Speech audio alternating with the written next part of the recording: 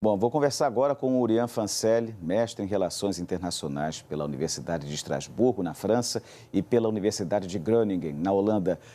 Urian, boa noite, seja bem-vindo ao Edição das 6. O presidente ele fez novas críticas ao embargo a Lula, como a gente viu, mas por trás dessa solidariedade, vamos chamar assim, aos cubanos, também tem uma questão mais pragmática, que é a dívida. Tem a dívida cubana relativa à construção do Porto de Mariel. Então, o presidente está querendo ser cuidadoso também por causa dessa dívida? Oi, Eric, boa noite. Boa noite a todos, é um prazer estar aqui. Eu acredito que sim, Eric, é uma dívida aí que chega aos 520 milhões de dólares, ou seja, a gente está falando de mais de 2 bilhões e meio de reais, quase 2 bilhões e 600 milhões de reais, e que é importante que o Brasil receba esse pagamento para que esse dinheiro seja investido aqui no nosso país.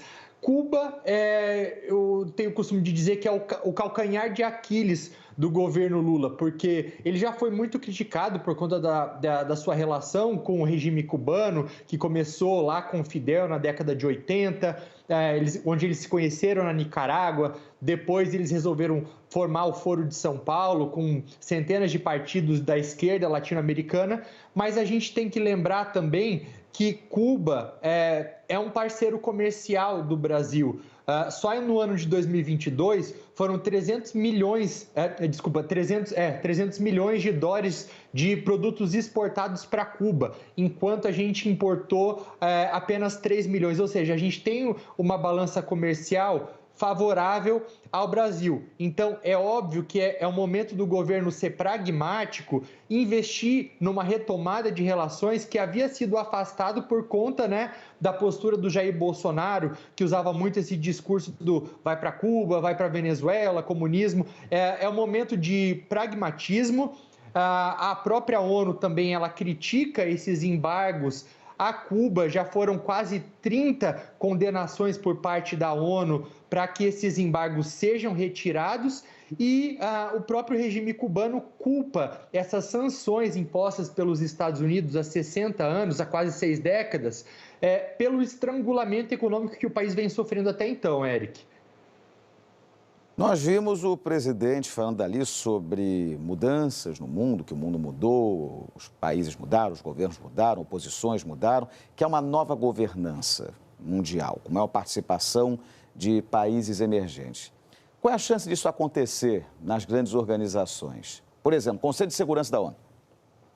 Eric, se a gente olha para o que vai acontecer nessa Assembleia Geral da ONU agora, 78ª, ou seja, faz 78 anos que a Assembleia Geral se une. Quando a gente olha só para o Conselho de Segurança, apenas um dos 5 membros permanentes vão estar presentes, que no caso é o Joe Biden. O Rishi Sunak, que é o primeiro-ministro do Reino Unido, não vai aparecer, o Emmanuel Macron não vai aparecer, o Vladimir Putin, ele jamais pisaria nos Estados Unidos nesse momento, e então fica muito, muito difícil, não vai haver tanta representação agora.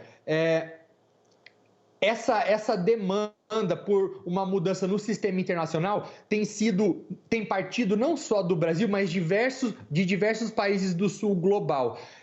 Instituições como o FMI, o Banco Mundial têm sido questionadas. O presidente Lula ele tem colocado aí esse novo Banco de Desenvolvimento, que é presidido pela Dilma Rousseff, como uma alternativa ao Banco Mundial, como um banco de desenvolvimento para financiar investimento em outros países. E esse questionamento ele é completamente legítimo, porque o mundo mudou desde que essas instituições surgiram depois da Segunda Guerra Mundial na década de 40, e as instituições precisam se adaptar a isso.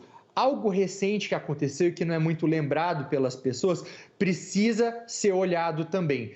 Quando surgiu a pandemia de Covid-19, por exemplo, houve aí uma tentativa do G20 de tentar levar vacina para os países do sul global. Vacinas que demoraram muito a chegar. Os Estados Unidos tinha 35% da população vacinada e não chegava nem a 0,5% no resto do mundo. Então existe aí um ressentimento dos países em desenvolvimento em relação aos desenvolvidos também. Eles não se sentem representados.